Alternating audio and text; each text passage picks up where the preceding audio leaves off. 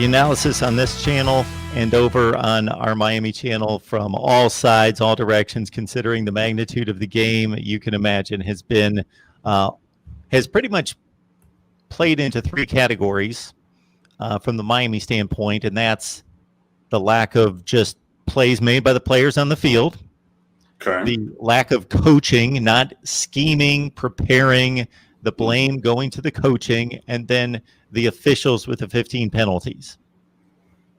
I mean, all things are worthy of discussion from the Clemson game. Yeah, there were obviously a dearth of plays being made by the players. So that was tough. That was really tough. And, obviously, you play to win the game. And that is the goal and everything.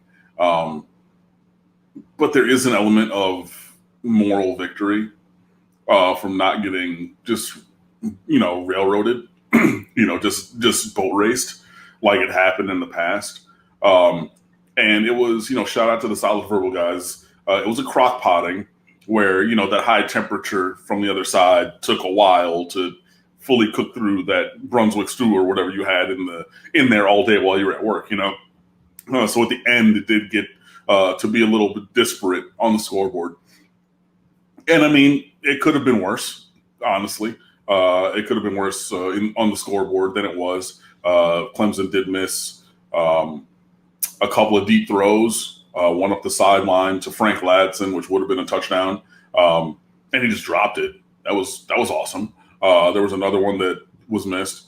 Obviously, the decision to try the 61-yard field goal before half that Miami blocked in return for a touchdown for a 14-point swing right there, and everything. So I mean, it could have been worse. It was than it was. I mean, it was a thorough beating, but there was also that Miami was able to make them even crockpot, and didn't just get microwaved, just boat raced out of the gym. Is a minor victory. And again, I know the moral victories are not what we're here for. We're here for actual victories. But, at least, hey, you scored an offensive touchdown against Clemson for the first time since 2010. You scored touchdowns at all, including the, field goal block return for the first touchdown since 2010 against Clemson. But yeah, there was just, and I wrote it in the preview, or in a preview thing, that we needed players to make plays. A la Santana Moss talking about in 2000 when they finally beat Florida State. Big-time players step up in big-time games. And who's going to make a play? Who's going to be that guy? And previously I'd written that about the Florida State game during that 7-year losing streak. Who's going to be the guy to step up and make a legacy play, an all-time kind of play? And for the longest time, it was nobody, and then we finally got them. And against Clemson, okay, we had a couple plays, but not too many. In terms of coaching, Clemson is very good, and they're good at blowing you out and just taking these huge chunks, scoring from 50 and 60. Obviously, you had that Travis Etienne run, that was 72 yards. So obviously, that was one of those electric kind of plays. But otherwise, it was paper cuts.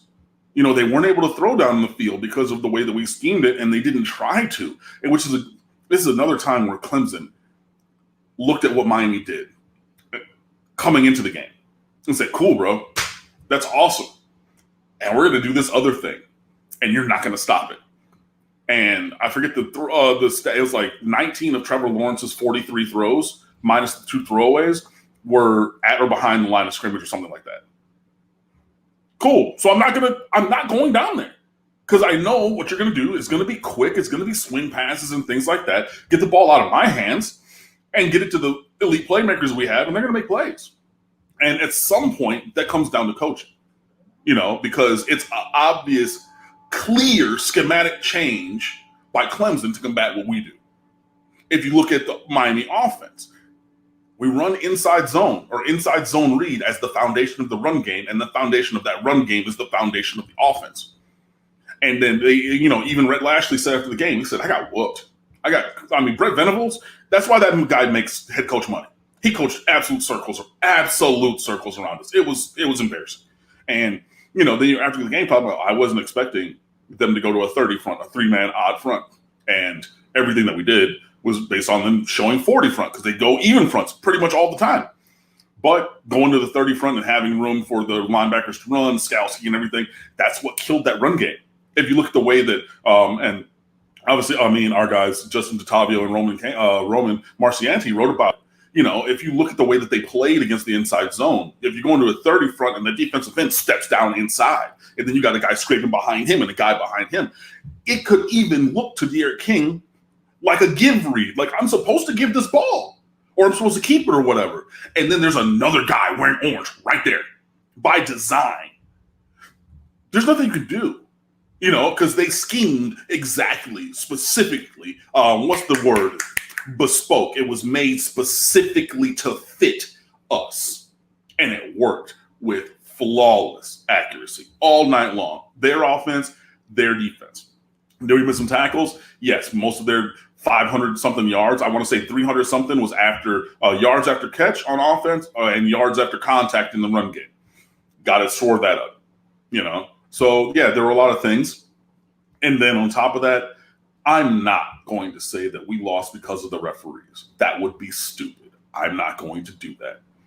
Yet and still, you call that targeting on Trevor Lawrence, and you got guys diving with the crown. And if you want to say that's because of the crown of the helmet, which I disagree with, but if that's going to be your foundation, there are multiple screenshots of multiple Clemson guys doing the exact same thing to De'Aaron King throughout the game that was not called.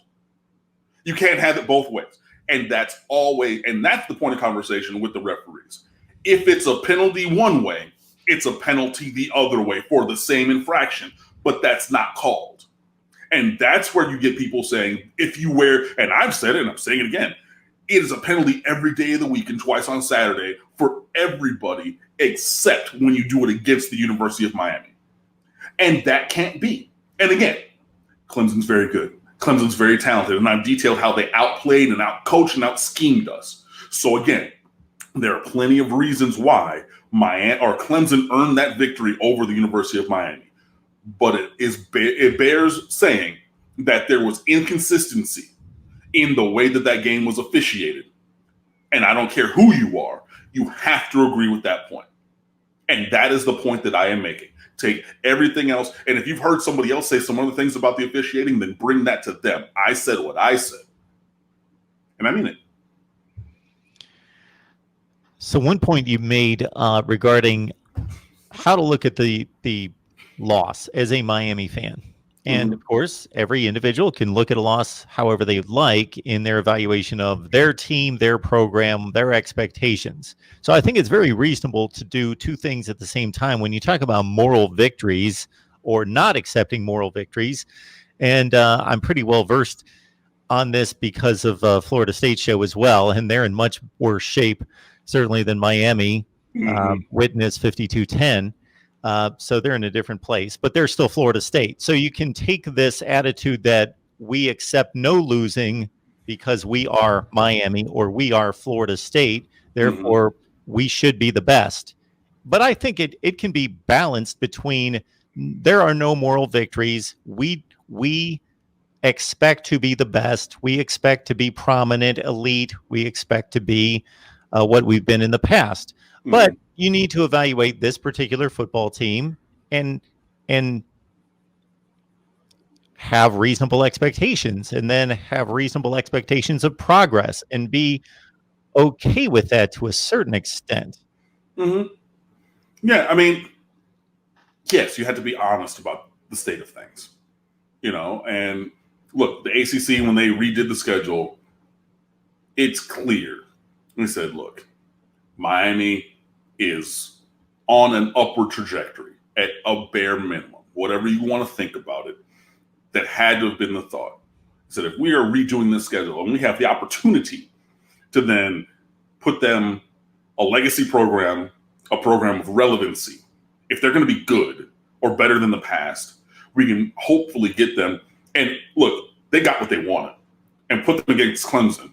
That's a spotlight game for Trevor Lawrence. If you want to have another ACC Heisman Trophy winner, you got to have him against good teams. You got to have him in big games. So you do that schedule, and you got exactly what you wanted. You had 2 3-0 teams, 2-0 in the conference, 5 weeks into the season, game day, ABC TV primetime national television. It was the most watched Saturday night game on ESPN since the 2017 ACC championship game that featured who? Miami and Clemson. Go look it up. ESPN Stats and Info, or not Stats and Info, the media PR people tweeted it out, and I quoted it from the State of the U account. People watch because it's a thing, and if you get that, and so this is what they had to have hoped for. 2 undefeated teams, right? Improved Miami team. We can talk about, are they back? Look, and then it worked out, like I said, 3 weeks in a row with game day, or 3 games in a row with game day, 3 primetime games back to back to back after including a bye in the middle there. They got the optics that they wanted by putting this game together. Miami, what was the name of the, remember, well, this might be dated. Well, y'all know I'm 39 years old, but even a little bit older than I. At one time, they called the cast of Saturday Night Live the not ready for primetime players. And if you go back and look it up, that was what they actually called the cast, the truth. Miami proved themselves as being the not ready for primetime players if you're talking about super elite, legitimate, championship contending teams. And you measure yourself against the best, and I know that one of our competing websites, they said it on their Spotlight podcast. I tweeted it and wrote it. To be the man, you have to beat the man. You're not going to just slide in there. You're not all of a sudden going to be national champions because you've been beating the dregs of the earth or the also ran programs. You got to go up against somebody big. It's king of the mountain. I don't know if you had a hill at your high school, or if you ever had at the Waldorf school in Detroit, we had a wood chip pile sometimes because they spread the wood chips over the playground. And so you would have the king of the mountain, and there would be somebody up top, and then it would be the biggest, baddest dude in school. And if you want to be the king of the mountain, you got to go up top against whoever's up there. And the only way you got to be king of the mountain is if you beat them, threw them off, whatever happened. Miami went up against the king of the mountain. Miami's down, not all the way at the bottom of the valley, but, they're not at the top because, the king of the mountain stayed the king of the mountain. But you get some good information, and you hopefully use that to move forward effectively. Again, I'm not saying that I like the loss. I hate losing. I'm a competitor. I hate losing. If any of my students, Kenson Monestein, who's a former student of mine, he will tell you, it can come to anything. It could come to music theory tests for my students passing. When I was a director and we had districts and we had states, bro, you haven't seen me that kind of intense because I hate losing. I hate coming up short or something like that. Yet and still, if eventually our goal and the direction of this path is to be the man, is to be the king of the mountain, is to get past Clemson, because Clemson is the program in this conference and probably nationally, the best program right now. We got to go through them. And if nothing else, we got information, self-knowledge from last week that we can use to improve ourselves so that the next time that we go up against them, we're better prepared.